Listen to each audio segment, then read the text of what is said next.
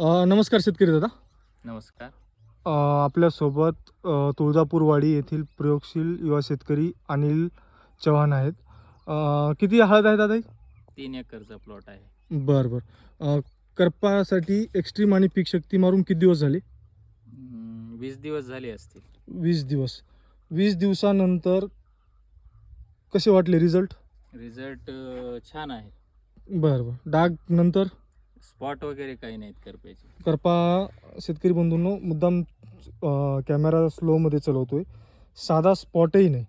आणि दुसरी गोष्ट फवारणीनंतर कळ्या फेकण्याची हे आणि पानांची साईज दोन्ही पण आणि ग्रीनरी. हो, ग्रीनरीमध्ये पण उत्तम झालेलं आहे. हो ग्रीनरी छानपैकी आलेली. हो. ते 20 दिवसानंतरही आणखी पूर्ण ग्रीनरी टिकणे हो. जे आपण म्हणतो की एक्स्ट्रीम आणि पीक शक्ती फवारल्यानंतर 1.5 महिना शेतकरी बंधूंनो फवारणीची गरज नाही. आणि प्लॉट कितीही पिवळेपणा असला प्लॉटवरती तरी ग्रीनरी एकदम जबरदस्त राहते. हे आता तुमच्या समोर आहे जे आहे ते, म्हणजे बाकी काही स्प्रे घेतलेला नाही आणखी. नाही, एकच स्प्रे झाला. एकच स्प्रे. एक्स्ट्रीम आणि पिक्चर. तुम्ही गेल्या वर्षी मारलो होतो? हो, गेल्या वर्षी पण मारलं. गेल्या वर्षी सॅटिस्फाईड होते म्हणूनच या वर्षी मारलो? हो. बरं. शेतकरी बंधूंनो, महाग मोलाच्या 7-7, 8-8 फवारण्या, triple combination, 4 combination, double combination घेऊन अजिबात फवारणी करू नका. हळदीवर एकमेव रोग येतो करपा. आणि एक्स्ट्रीम आणि पीक शक्ती हळद संशोधन केंद्रावर गेल्या वर्षी 56 व्हरायट्यावर रिझल्ट घेतलेले आहेत.